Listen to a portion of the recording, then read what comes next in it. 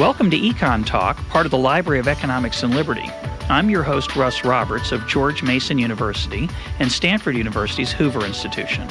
Our website is econtalk.org, where you can subscribe, find other episodes, comment on this podcast, and find links and other information related to today's conversation. Our email address is mail@econtalk.org. We'd love to hear from you. Today is September 27, 2011, and my guest is Bruce Meyer, the McCormick Foundation Professor in the Harris School of Public Policy at the University of Chicago. Bruce, welcome to EconTalk. Glad to be here. Our topic for today is inequality and the standard of living of the average American. You hear a lot in books, in the blogosphere, among pundits, that the middle class is being hollowed out, that incomes for all but the top 1% or maybe the top 20% are stagnating, that the gap between rich and poor has grown inexorably, that the American dream is dead, that America is no longer the land of opportunity.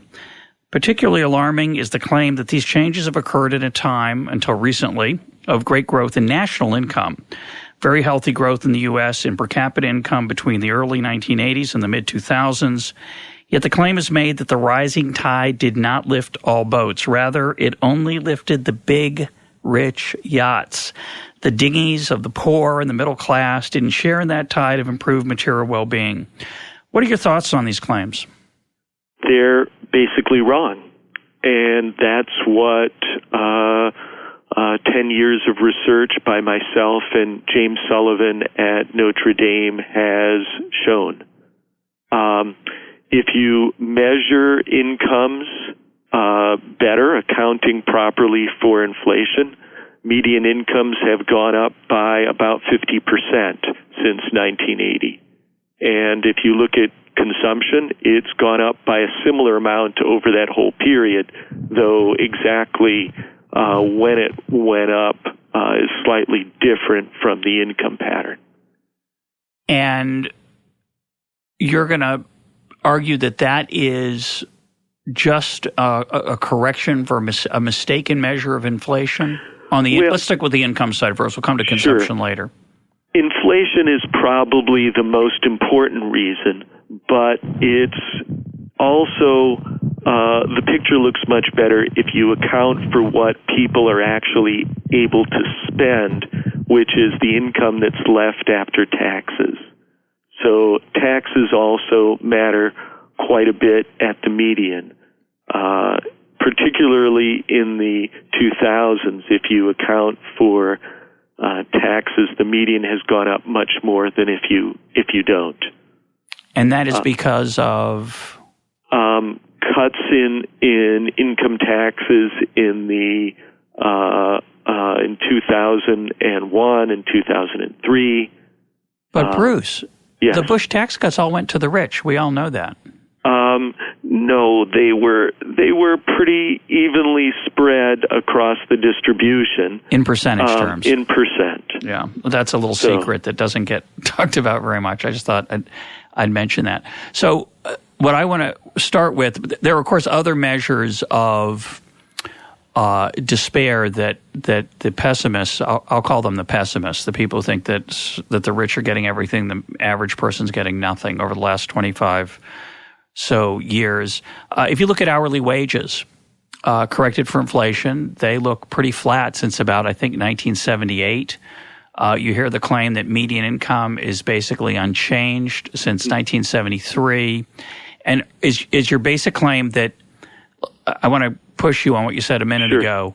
So when you say, let's start with the correcting for inflation, what's wrong with those statements? They seem pretty powerful. They are corrected for inflation, of course, those numbers. They're not nominal income. So if you look at hourly wages reported by the Bureau of Labor Statistics and median income reported by some folks, I assume taken from the Bureau of the Census, it looks pretty dismal. Why is your story better? Well, back in 1996, the Boskin Commission concluded that our main rate of inflation, the CPIU, overstates inflation by about 1.1 percentage points per year at that time. And then historically, they said it overstated inflation even more. And over time, we've made some corrections to how we measure inflation. But the commission members, when polled more recently, concluded that still the bias was about 0.7 to 0.9 percentage points per year. Now, why do we not measure inflation well? Well, it's very hard to keep track of new goods and to adjust for the improvements in the quality of goods. Take, for example, cars. The car you drive now, that most people drive now, is nothing like a car of 20 years ago. Anti-lock brakes, power windows, power steering, cup holders, power brakes, more cup holders. I always like to mention cup holders. There's all kinds of little. Those are worth everything's something. better. Everything's better. Everything's so much better. Braking, safer. Acceleration. But doesn't the BLS try to correct for that using what are called hedonic price indices, or do they not? They do, but they don't do it adequately, and it's a very hard thing to do. And the problem is even more difficult when you think about new goods. If you think about DVD players, cell phones, it took the BLS 15 years to include cell phones after they were introduced.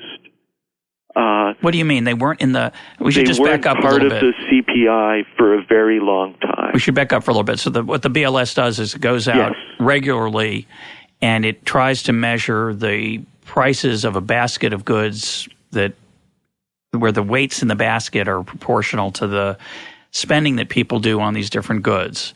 And when a new good comes along, it can't be in the basket the first day, obviously, because they haven't gone out and surveyed the price of that. But you're saying it took 15 years from the introduction of cell phones to where they were even in the basket? Exactly. And that's been historically true, that it's been very long before goods have been included. You can look historically, the vast majority of people had electric refrigerators before they were included. Used cars weren't included till I think it was the 40s or the 50s. Of course, in the beginning, very few people are buying these goods, but in recent times, the beginning doesn't last very long. So leaving out cell phones for 15 years, you miss a big component of something that's actually falling in price rather dramatically, and when it's over those 15 years, I assume. Absolutely.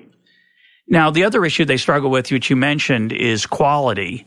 So you have, say, an iPod, when it's first introduced, I think it was around $500.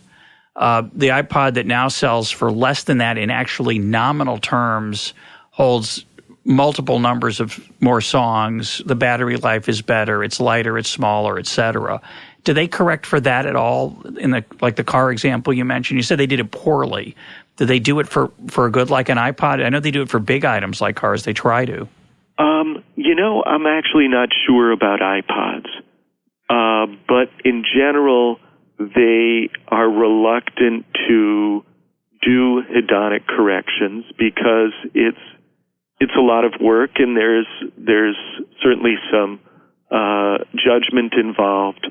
The preference is to accurately measure what's not quite the right thing. So we use the word hedonic. That the idea of that is, it comes from, I think, work by Zvi Grilikus originally, where the idea was to say, well, if it's better, it's some of the price it's for the better good. To compare it to the old good, you have to take into the count, somehow add a dollar figure for the improvement in quality. And there are statistical techniques that help you try to do that. But as you pointed out earlier, it's very difficult to do. So given all those changes, there's also been criticism of the BLS because they've often not surveyed certain retailers such as Walmart and super Walmarts that were driving down prices, and so their baskets were not measured correctly. Yeah. Giving that's all true. I'm very sympathetic to that argument. What I'm less sympathetic to is how you mechanically or go about logistically correcting the actual numbers. So you said that the members of the commission were surveyed, and they're an illustrious group of folks immersed in some very dull and dreary stuff, to be honest. And bless them for their diligence. But surveying them and saying, well, we think it's about 0.7 to 0.9, that's kind of just a guess for most of the time.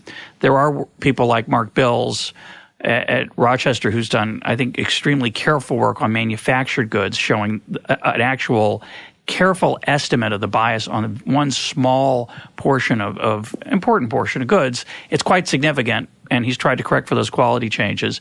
But how do you do that in a systematic way without just saying, well, we know that real wages have grown more than the data show?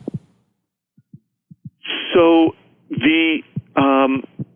there are two ways. You can put together a lot of careful studies like the Bills study for particular groups of goods over particular time periods and try and extrapolate from that. And that's basically what the Boskin Commission did in coming up with their numbers. Another way is to look at what you would have to adjust incomes by so that spending patterns over time at a given level of adjusted income stay the same. Okay? Now that's a little bit harder to picture. Yeah, you want to try that again? Sure. So the idea is that you think that if people's true incomes were at the same level over time, they would spend about the same share of their income on food and clothing and leisure activities. So you look for what level you would have to adjust income by so that spending patterns stay the same over time. And several people have done that. Dora Costa and Bruce Hamilton. And they come up with biases to the CPI that aren't that different from what the Boskin Commission concluded. Well, the thing I find remarkable about this, by the way, and I just have to get this in because it's so extraordinary. One of my reasons for being skeptical of the mainstream standard view now that somehow the average person's made no progress for the last 30 years is I look around. Now, looking around is dangerous. It can lead to very bad misperceptions. I live in Washington, D.C. area. Washington, D.C. thrives through most recessions. It's thriving through this one. So if I say, well, the recession's not so bad. I went to the mall the other day and everybody was in there and it was packed and stuff was selling out the door. So that's a stupid claim to say that, because I looked around and I saw that things look pretty good, that this whole recession thing's exaggerated. But when I look back to 1973, when I was alive, and I think and perceptive, meaning conscious and aware of stuff. I was 19 years old in 1973. I was 19. When I look around at how much the world has changed since 1973, and I see what as you say, the car the average person drives, the house the average person lives in, the incredible array of goods, the healthcare that's available to so many more people at unbelievably higher quality, the innovation, the revolution in technology and information, and you tell me that the average person's not any better off, I start to think, well, maybe there really is something wrong with the data, and the thing that I find so remarkable is the pace of the improvement of daily life is what makes it hard to measure and gives you the impression, incorrectly, that the average person's falling behind. It's the people say, well, the 50s and 60s was more fair. Well, the 50s and 60s were pretty dull and pretty stagnant, and there wasn't a lot of innovation, and your car looked kind of similar at the end of those decades as it had at the beginning, and your refrigerator was kind of similar. Now, 10 years go by, and everything's better. And so I think it's incredible that because of that, people are led to the false conclusion that people aren't catching up because they're mismeasuring these things such as inflation. I want to absolutely agree with what you just said, and I think that I need to go back a bit and emphasize that you were getting at something right when you said that it's hard to measure how much we overstate inflation in our official price indices. I don't think that people would universally agree that the Boskin Commission got it exactly right. We don't. There is a lot of uncertainty, I think it is fair to say, about what the exact bias in the CPI is. And it probably has varied over time a bit. Sure, no doubt. But the way that I can also point out that the price indices have to be overstating inflation is to look at the type of things that you just mentioned. You can look at the types of houses, say, the bottom 20% live in. The official measures say that the bottom 20% are worse off now than they were 30 years ago. The poverty rate now is quite a bit higher, and even 2 years ago was quite a bit higher than the official poverty rate of 1980. But if you look at the bottom 20% of the income distribution in terms of the house they live in, the car they drive, they have things are completely different. They have a dishwasher often. They have a washing machine. They have things that even an average person didn't have in 1980. So in 1980, let me grab the numbers, 27% of those in the bottom 20% of the distribution had central air, whereas in 2009, it was 67%, almost 3 times the share. So things have dramatically changed. And if you look at numbers for ownership of a dishwasher, a washer, and dryer, those numbers have gone up similarly. But the counter to that is that, okay, you're cherry-picking a few toys, a few electronics, a few convenience items. Those have gotten cheaper, but a lot of important things, housing, healthcare, education, those crucial things, food's gotten cheaper, undeniably. But those big items I just mentioned, which are hugely important, those have gotten a lot more expensive. So just to point out that the poor have more goodies, well, that's just, that's an illusion about their improvement. Well, housing is really important. Housing is about 40% of consumption for the poor, for the middle class, for people at high incomes. And the size of housing units that people live in has gone up dramatically. The other things that we mentioned, air conditioning, that's gone up. You can look at lack of problems like leaks in the roof or in plumbing, and those have almost disappeared. And what about the education and healthcare argument, though? Well, healthcare is complicated. We try and stay away from it, actually, in our research because there's less agreement in the profession about how to handle healthcare. Well, the quality changes there have been tremendous, unlike education, where it's pretty much the same. The key issue is how to deal with quality. And if you look at some things like the access of children to a doctor, that has clearly increased over the last 30 years. So the share of children that have at least an annual checkup has gotten better. But if you look at other measures like the share of people at the median income who have insurance, that has gone down over time.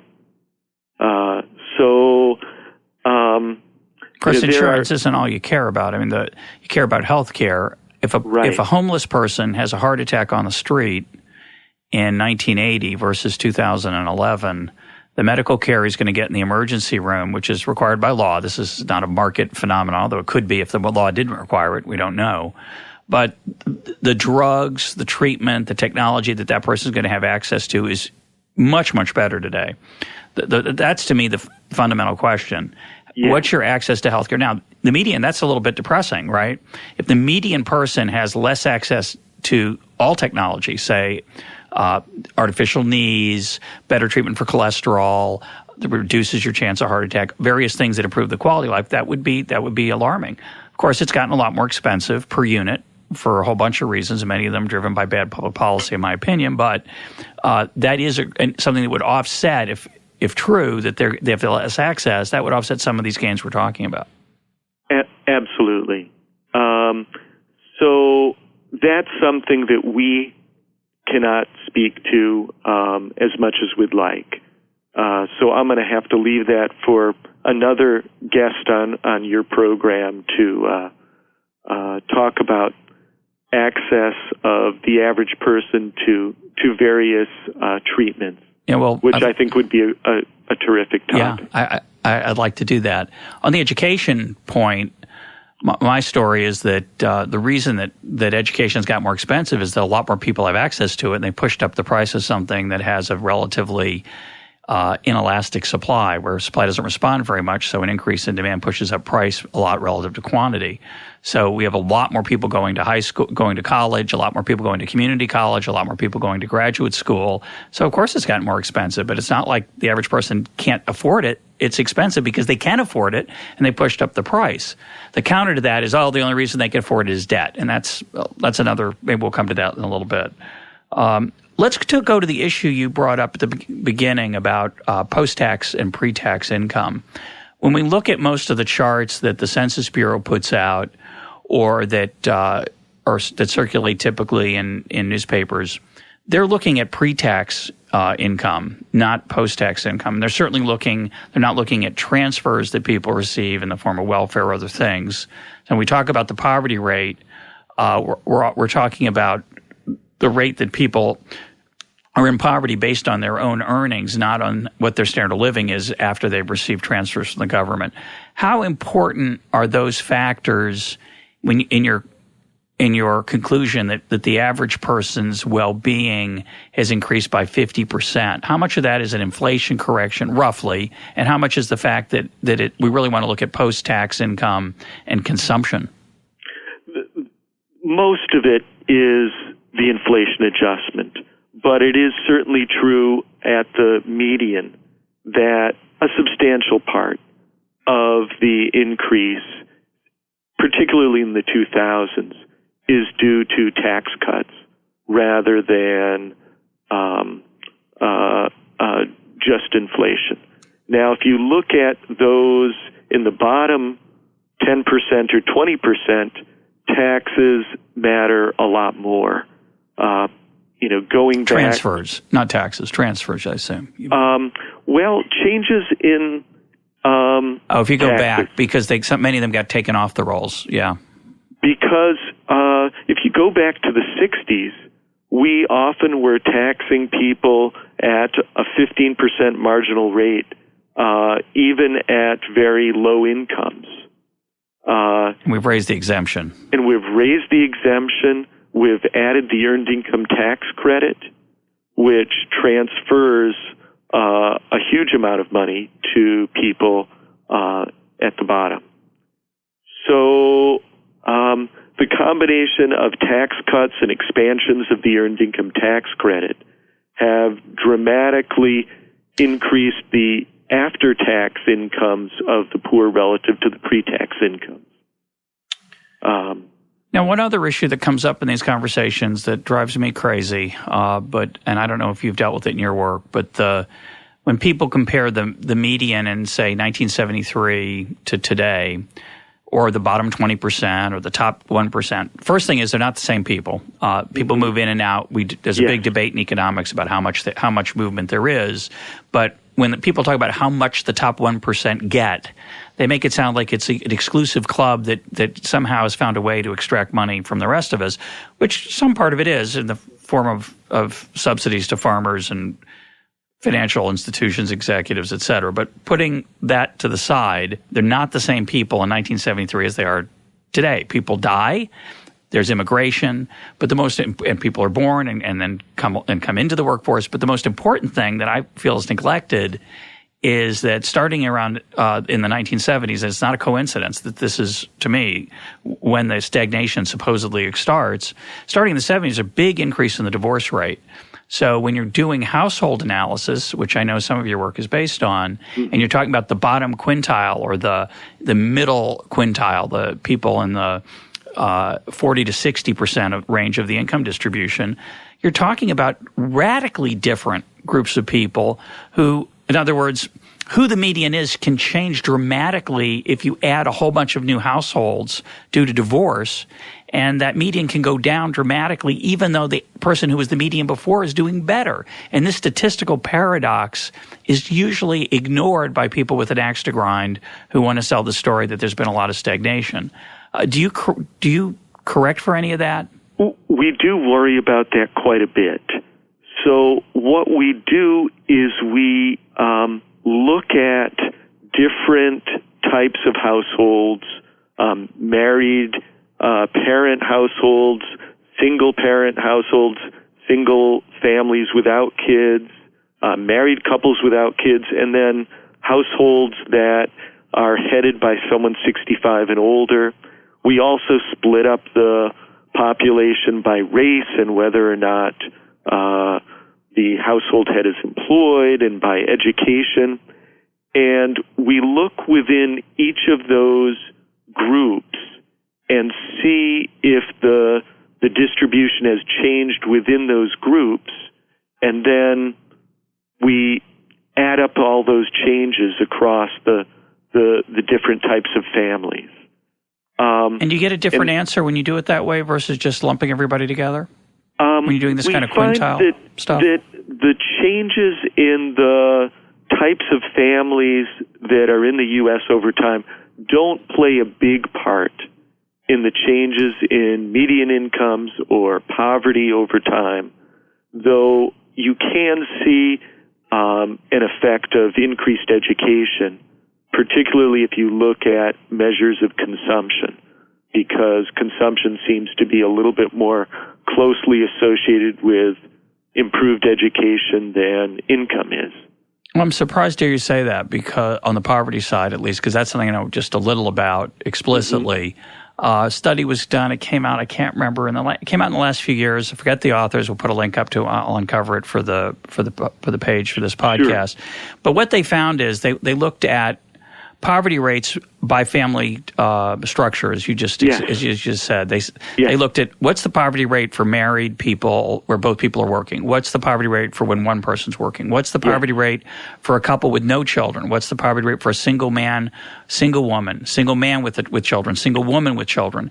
And what they found, and this is again a paradox that people have trouble wrapping their heads around. I'll try to describe it. Yeah. Every single demographic group had dramatic reductions in poverty over a long period of time, say, I think it was 70s through recently, and yet the overall poverty rate went up. So every demographic group, the poverty rate fell, sometimes dramatically, but the overall rate went up. Why? Because the group with the largest proportion, which is with the highest poverty rate, which is single women with children, that group got bigger. So when you compared a modern poverty rate to the past, the rate went up, even though every single type of family had a reduction rate. So I find it surprising you don't find a bigger effect. Well, the share of families that are headed by single mothers hasn't gone up that much in the last 10 years. 10 years? Yeah. No, most of the change was before, 70s and 80s. So, what you're describing could be true more historically. What we do see is that there are groups that have had their poverty decline much faster than others. So those households that are headed by someone 65 and older have had their poverty decline much faster than the overall population. That's also true for single mother-headed households. On the other hand, married couples with children, their poverty rate hasn't declined as fast as that of other groups. And that's even more true if you look at their spending patterns. You look at what they're consuming rather than their income. And Over what time period is that, roughly? That's since 1980. Okay. Well, that's interesting.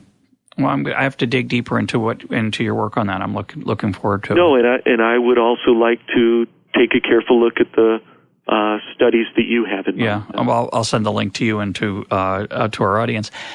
Let's talk about consumption. Now, for the first, I'd say, punchline of your story is that when you correct for inflation, you do it correctly. Even when you're looking at different people over time, you're looking at snapshots rather than panel data where you're following people over time. The middle class stagnation that we hear a lot about is not real. There's quite a bit of improvement. Why do you also look at consumption, and what does that tell you? What are you looking for there, and what are some of the findings? Well, there are two reasons to look at consumption. There's the standard economic argument that 1 year's income is not really a good measure of a family's well-being because families save for a rainy day, and they may have a period where their income is low, but they're able to consume because they've saved. If you think about older Americans, that idea becomes particularly important because the retired households will often have very little new income, but may be consuming out of their past savings. They may also own a house, own a car. In fact, more than 80% of households headed by someone 65 and older own their own house, own at least one car. Some of them shouldn't be driving that car, but fair enough. But they're out there. My parents, 80, my dad's 81. He still drives. Yes, I'm glad. A little scary though. So leaving that issue aside, which is real,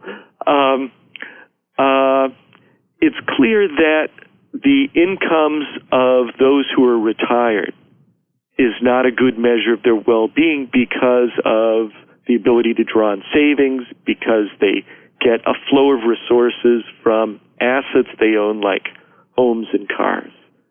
Now, that's the standard reason for looking at consumption. But when you're looking at people at the bottom, which we do in quite a few of our studies, their incomes are very complicated. There's a wonderful study of single mothers by Eden and Lane that talks about their various sources of income. And there's formal work, there's informal work, there's money that is given to them from family, from friends, from boyfriends, from fathers of children that may no longer be boyfriends. And with all those sources, and then in addition, money from government transfers, it's much harder to respond in a survey to what your income is. On the other hand, these same people do a pretty good job of reporting what their rent is, what they're spending in a given week on food, so that looking at consumption can give you a better idea of what certainly people at the bottom are able to do in terms of their living standard. Now, there also is the issue that our surveys have to try and get people to give out information that they're not always so eager to give out. When you ask people about their income, they often won't respond to the survey if they know they're going to be asked about income questions. When you get to income questions, they're less willing to answer those questions, and they often don't give you a very accurate answer.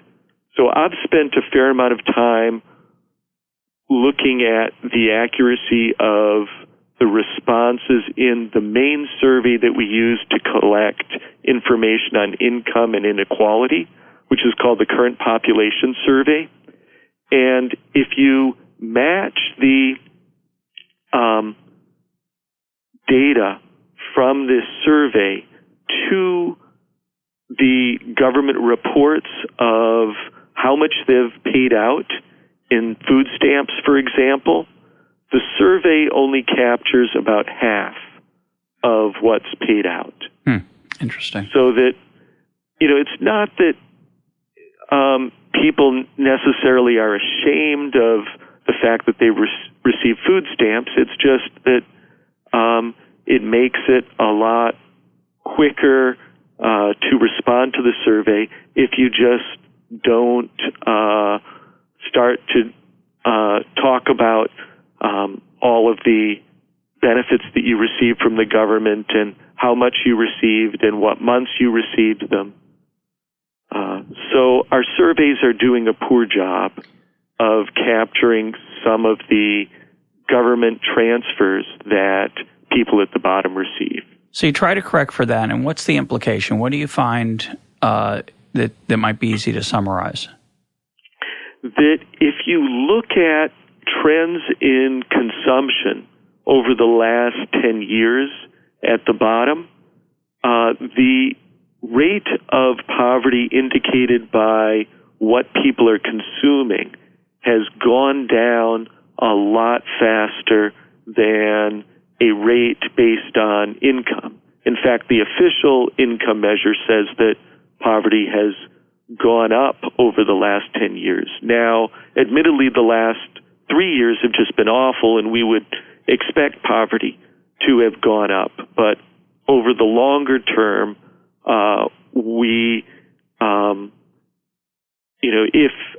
if looking at other measures like the types of housing people live in, the types of cars they drive, it suggests that people at the bottom have seen an improvement in their living standard over the long term.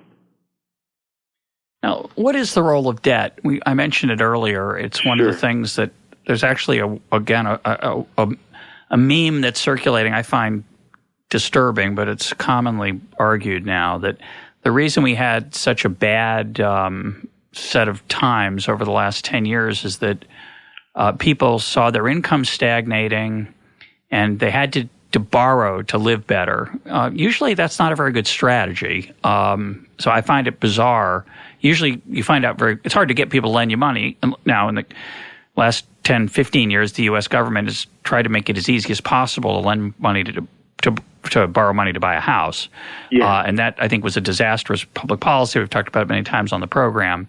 But just when we think about consumers going into debt to raise their standard of living, how common a phenomenon is that, and how does that distort attempts to measure consumption as a measure of material well-being? So I think that's a real issue, particularly when you're talking about median incomes. When you look at people near the poverty line, they're not doing a lot of borrowing. So debt is not a big part of the increase in consumption at the bottom. What about the median, though? For the median, I think that that's more of a real issue. And you can see that in the last couple years, consumption has gone down as people have had to pay back debts. They've also been worried about the state of the economy. Yep. And their incomes have fallen. So you see a decline in the last few years. And, my take on this is, you could look at income, you could look at consumption, but consumption shows you what people were consuming in the good times, and if in the bad times they have to repay debts, if they are worried about the future, then they're not going to be consuming, and you also want to look at that.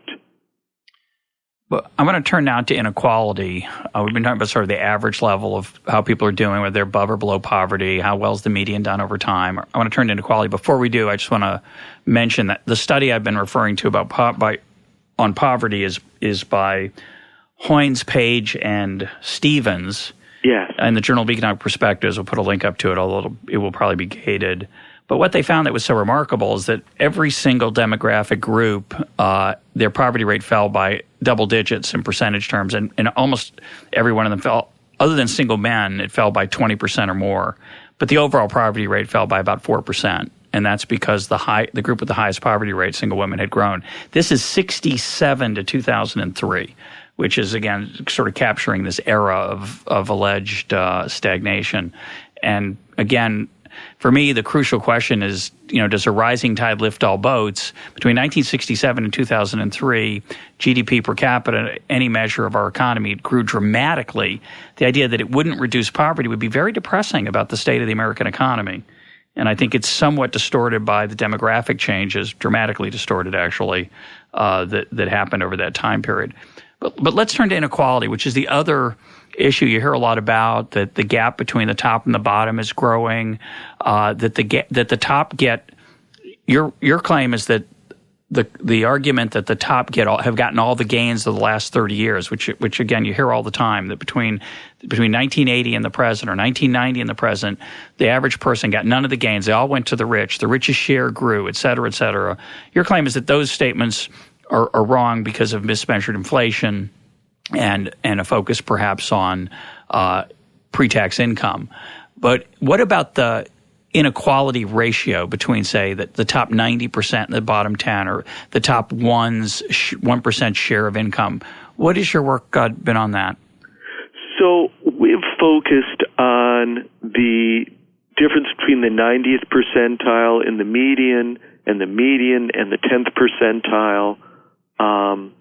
We haven't looked at the top 1%, so I can't really speak to that. What we find is that in the last 30 years, there was this period in the 80s where there was a very big increase in inequality, no matter how you measure it. Whether you look at income, whether you look at consumption, whether you look at pre-tax or after-tax income, the late 70s, early 80s were bad for inequality. But since then, the picture, when you measure things better, when you look at after-tax income, or better yet, when you look at consumption, things aren't that bad for the bulk of the population. So the difference between the 90th percentile and the 10th has grown a little bit over time since the late 80s, but not a lot. And if you look at the bottom half of the distribution, say the 10th percentile relative to the 50th, the 10th has grown relative to the 50th over most of that time. When you say grown, you mean their standard of living has gotten closer to the median? Their standard of living has gotten closer to the median. And that's particularly true in the last 10 years. So there has been an improvement in the living standards at the 10th percentile relative to the 50th. Now, there's still been some slight worsening of the median relative to the 90th in recent years, but it's been slow. Yeah, my claim is that it's the average person has no idea, unless they look at the data, where they are exactly and whether they should be depressed because it went up a percentage point or two. What I found striking about the charts in your papers is how small the changes are compared to what you hear. And I think it's be useful for people to check those out and see what those magnitudes are, because they're relatively small. Well, a big part of that at the bottom is, as I mentioned earlier, our tax system has moved towards not taxing people with very low incomes who work, but instead providing them a work subsidy through the Earned Income Tax Credit. And that has met a big increase in the 10th percentile of income. Now, that's true of the income tax, but they do pay a healthy amount of payroll tax as a percentage of their income, because it's a flat tax. And those rates have risen over time, right? Yes, they have. So you take that into account? We do. So we take into account federal and state income taxes and payroll taxes. Now, you said that the 80s, late 70s, I think, and 80s, you said there was a relatively large change in income and increase in income inequality. You want to speculate about why that is? There's been a lot of most people just talk about inequality as if it's some inexorable fact of life, but the level of inequality emerges from a complex process. Some of the reasons it emerges are good. I always use the example of Sergey Brin and Larry Page. They found Google and they make our lives better, and they vault into they go from being graduate students and unemployed probably for a while to being in the top 1%. And more power to them, I say. Not power, but more well-being to them, because they've made my life and others much better off. They haven't captured nearly all of it. And then there's the kind that's not so good, which is, to me, bailouts of Wall Street or subsidies to rich farmers. There's other things going on at the same time. Any thoughts on those large trends? So there's been some work on the increase in inequality, and a fair amount of it has been attributed to changes in the demand for high-skilled labor and the failure of us to supply enough high-skilled labor at the times when demand for it was increasing. There are also other stories. Around that time, there was little increase in the minimum wage, which can decrease inequality if in certain circumstances. Yeah, if you don't measure unemployed people also as zeros, which we don't in the data, so it's a little bit misleading. Well, if you're looking at income, then you are capturing that. So there is some evidence to suggest that, even though minimum wages will have disemployment effects and other negative consequences, they are associated with some improvement in inequality in some circumstances. Okay, fair enough.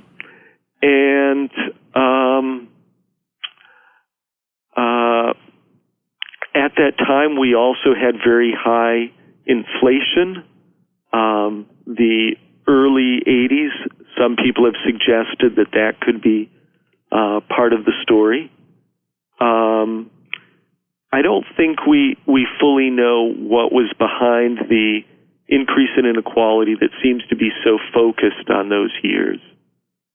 Well, a couple things I think could mention that one of which is standard, but one part of it's not. The other part you hear is globalization, and yes, it's not just you mentioned the change in relative demand for high skill versus low skill. One of the reasons that low skill have been in less demand in the United States is that many of the things they produce are being produced overseas. They now are competing with workers that are cheaper than they are, and that puts downward pressure on their wages. There's also technological change, which has made low-skill workers, they're in competition with machines. And so when people talk about loss of manufacturing jobs, they often forget that a lot of that comes from productivity increases. We don't need as many people to make stuff anymore, which is a good thing, as is globalization. They're both the same thing. They're both forms of productivity. Mm-hmm. But, our school system is so mediocre, our K through 12, it's perhaps not surprising that in the face of that tremendous change of globalization, it hasn't responded very vigorously in how it treats people who struggle to go on to college. If anything, it's done a worse job for them. So that's part of the problem. So over most of this period, we don't see much of an increase in inequality. So I don't think that globalization or immigration are the threats to our standard of living that some people have claimed. And you're saying that because in this time of increased immigration and globalization, yes, it's the earlier data. Yeah, it's the late 70s, early 80s where there was a sharp increase in inequality, not in the last 20 years, certainly. When, if anything, the pace of globalization and immigration have gotten more intense. Yes. That's interesting. It's a really interesting point. So you said you don't look a lot at the top 1%. They're in the news right now. We're not going to go into why they're in the news, but we're at a time in September of 2011 where people are talking about raising taxes on the top 1% because they earn so much money, and they do. Again, some for good reasons sometimes, and sometimes for not so good reasons. But having focused on the 90-10, you're arguing that these standard stories are 90-50, the comparison of the 90th percentile of the median. These standard stories that there's been this big gap in well-being between the average person and the people at the upper end is exaggerated. Is that fair? It is absolutely fair. So what are those other studies doing wrong, if you disagree? Well, if you look at the 90-50 for one, and if you look at earnings, even in the last 20 years, you don't see that big an increase in inequality, and you see compression in the bottom half of the distribution. So the 10th percentile is rising a bit relative to the 50th. So I think so. Part of it is that people are focusing on the top 1%. Another thing is people are focusing on the earlier years, the 80s. If it's true that if you look after tax, things look better, but still, even pre-tax, the increase in inequality is not that sharp in the last 20 years, leaving aside the top 1%, which I'm not going to really be able to speak to. Yeah, well, the top 1% are, a lot of them are entertainers, movie stars, sports figures, people who've been able to leverage their skills in dramatic ways because of improvement in technology, and they're more valuable than they used to be, which is just fine with me.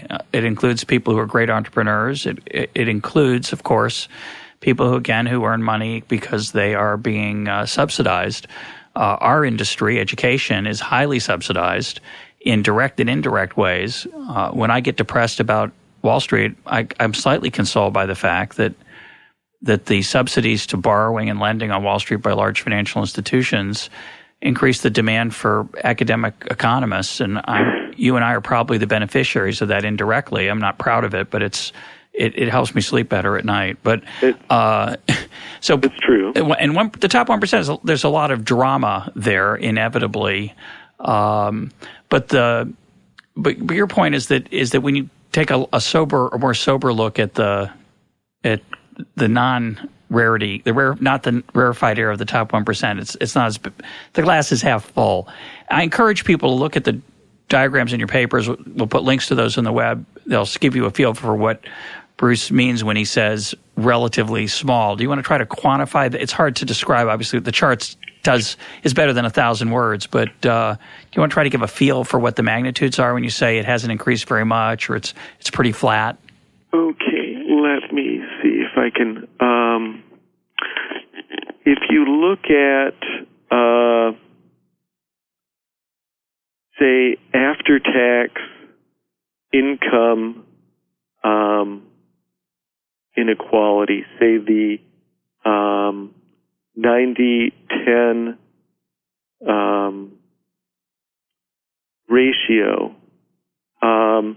it's about the same now, in 2009, as it was in 1993. Well, that's surprising. Yeah. And it did go down a little bit in the 90s, and then came up a little bit in the recession of 2001, 2002. But it's almost the same level as it was in the early 90s. Which I think would surprise many people. And that's accounting for taxes.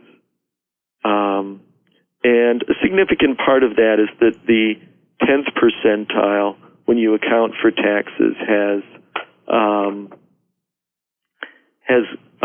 done quite well. The top half of the distribution, the ratio of the 90th to the 50th, that still has gone up and by how over much, the last roughly? 20 years. By how, what's the magnitudes? So let me stare at magnitudes? So the ratio of the 90th to the 50th stood at around 2.5 around 1990, and it's now more like 2.75. I'd call that a relatively small increase, right? So, an increase, but yes, it's not what I think the average person would say, given what they hear all the time.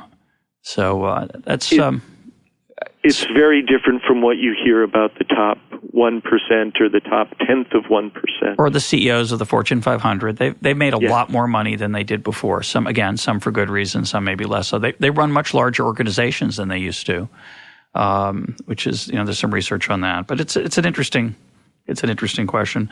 Well, we're almost out of time. Do you want to say anything about? We've talked a lot about numbers, which is you have to when we have these kind of discussions. You want to talk about what you think might be done to make America a more healthy place to seek opportunity, which is what I care about. The numbers are important. They're in debate all the time. They're relevant. They matter. But what I really care about ultimately is whether my children, grandchildren, and your children and grandchildren, and somebody who's not doing as well as we are, their children and grandchildren, whether they're going to get ahead or not, whether they have a chance to dream and achieve and do things. That's really what I care about. What policies or issues might be relevant for that issue?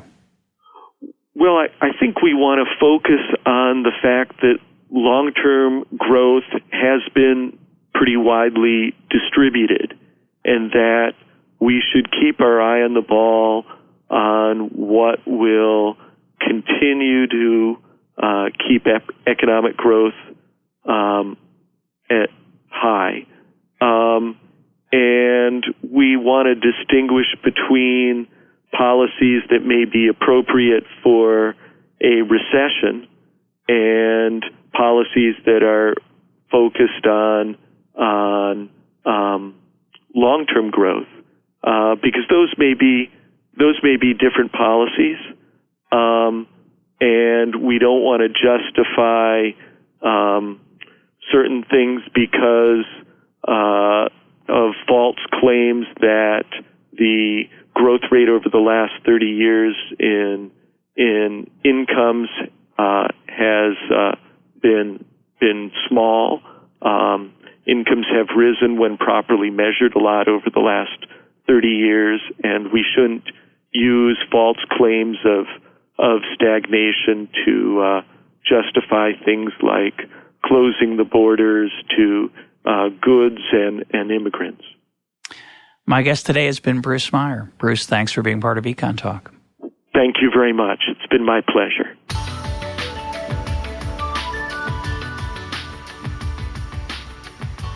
This is EconTalk, part of the Library of Economics and Liberty. For more EconTalk, go to econtalk.org, where you can also comment on today's podcast and find links and readings related to today's conversation.